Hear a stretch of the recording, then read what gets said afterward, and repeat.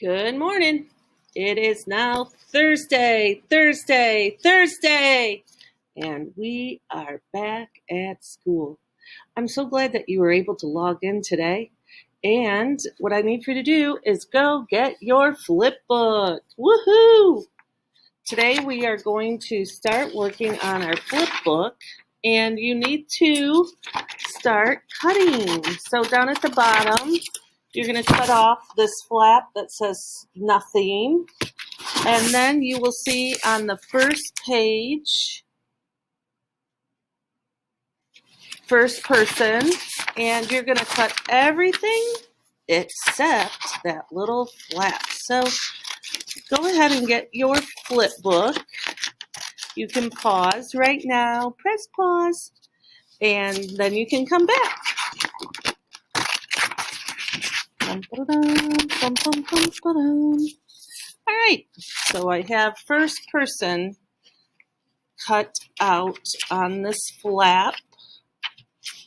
So look at when you have finished, you're going to have tabs on the bottom. See that? Super exciting. While you are cutting, I'm going to go through some pronouns that we will use while we are doing today's assignment of Point of View Flipbook. So let me open this up. Dun, dun, dun, dun, dun, dun, dun, dun. Ooh, big blue screen. All right, so go ahead and get your scissors out, and you'll see a rich dark line along the bottom of your screen, and that's right where you should count. Or cut. So like page 3 doesn't have a tab, and now you're on to page 4. Remember to cut around second person, and let me flip through. Point of view. Whoa, that's an interesting point of view. That must be somebody's school. All right, let's see here. Close this. Wonder if that showed up. A bird's eye view of Sequoia. Sequoia High School, or middle school, or elementary. Not sure. Ooh, look at it. That must be a baseball. The Yankee Stadium. Go Yankees. If you like the Yankees, New York Yankees. I wonder if they'll change the name. Here's a MapQuest point of view. Oh, somebody's house. So the point of view is the angle or perspective from which a story is told. So while I'm reading this, go ahead and keep cutting. It allows the reader to get inside the character's head. There are 3 points of view, and we've been talking about these, so this is a good review. First person, second person, and third person. This blue screen's cool. So here's first person point of view. Now, I want to focus on the pronouns. The character tells the story. So the character is telling the story in first person point of view.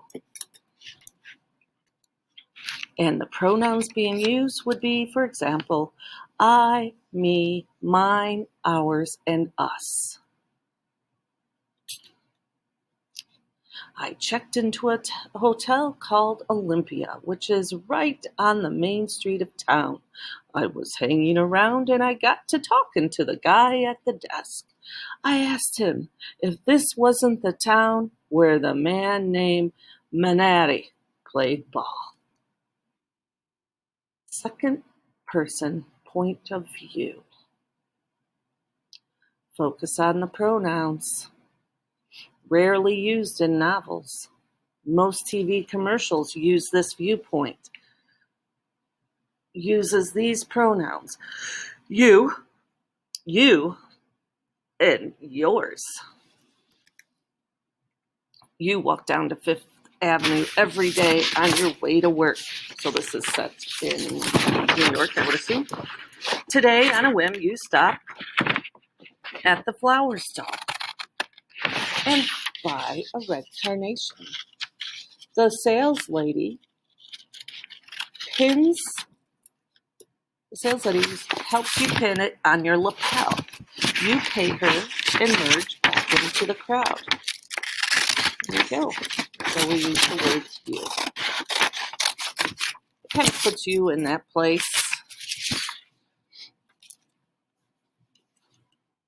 And third person point of view, told from the narrator's point of view.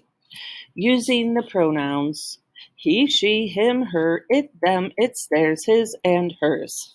He, she, him, her, it, them, theirs, his, and hers. There's two types of third person. Okay, so I'm going to escape out of this slide presentation. Those are the pronouns, all right? Now, I'm going to now open our point of view flipbook. And today, you will notice that you're going to start, oh, you have a different cover, with first person point of view. It says, read the passage, cross out the dialogue, focus on the pronouns. All right, so we're going to start with Mom threw her hands in the air. I can't believe I have to have these cookies delivered to the school in less than 3 hours, and I'm short an egg. I tried to sneak quietly out of the room before my mom realized I was there. Adrian, you're going to have to ride. Okay, so what they want you to do is cross out that dialogue because you don't want that to confuse you when you are reading. Okay, so you're going to cross out the dialogue. You don't want that to be something that's going to interrupt your ability to choose the correct pronouns. Okay, so we're ready. First person point of view. It says right here in the second paragraph, I tried to sneak quietly out of the room before my. So we're going to focus on I. And you're going to write that over here. And then you're going to focus on the word my. And you're going to write that over here. And then go ahead and cross out this dialogue.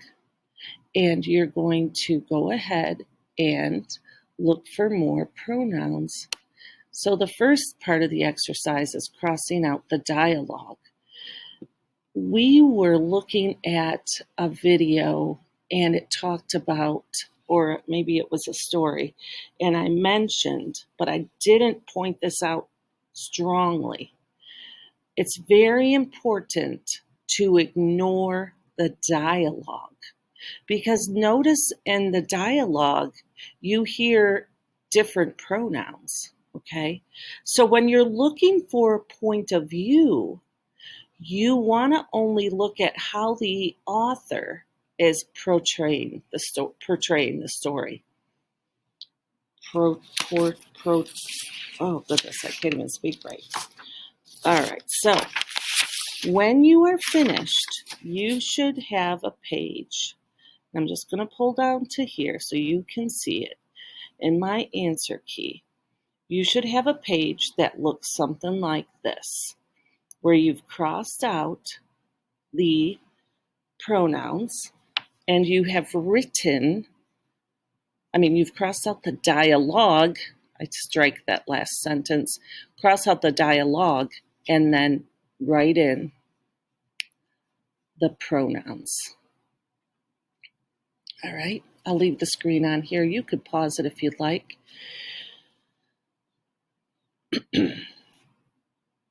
All right, so you're going to go ahead and finish. Let's see here. You're going to go ahead and finish your booklet here. And when you are finished, you should see the flaps along the bottom. And Then you'll get in there and you will strike through any dialogue. Dialogue. Let me go like this. Dialogue. Dialogue. Don't you just love that? Dialogue has the two quotation feathers or commas that are hanging out along the line. Those two little whiskers that are hanging out above the words that someone is saying. I'm just saying. Okay, so I sound a little stuffed up this morning. I'm not sure why. Maybe our house was a little dry last night, but anyhow, today's Thursday, and as long as you've been getting into your assignments every day and getting them finished, you should be feeling strong. I had one person give me some feedback that they are having a hard time with their Wi-Fi. And what I would like you to do if you're having any problems with your internet connection or your Chromebook, send your teachers an email along with sending a message to the Student Tech Help email. They will get back to you right away. Also, if you have found that you see that, oh yeah, baby, we have Flipbook. All right. Oh, I think I'm going to color this. I love coloring. Well, all right. So if you have any problems or if you've left anything here at school, please send us an email. I can take your belongings or whatever it is you may have forgotten over to the front foyer. It's like the place between the doors. And there's a table, and we'll put your name on a Post-it, and you can come and get those things. For example, if you left a book here that you wanted to read, or maybe a journal or a calculator.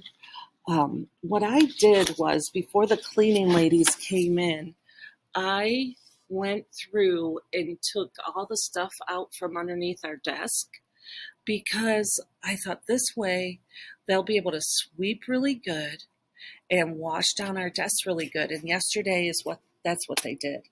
They came in with a bleach solution, and then they also have some other disinfectant. I forget what it's called, Geneffect or something like that. And they came in and they wiped everything down. Now, there are still teachers here in the building. We are working either remotely from our classrooms or perhaps our homes, but we are online, so please email us or give us a call. And boys and girls, I just hope you're making the most of this time. All right. You guys have a happy Thursday, and I'm going to go ahead and stop the video. Bye-bye. I'll see you at 10:10. Bop. Oh, whoops. I didn't hit the end button.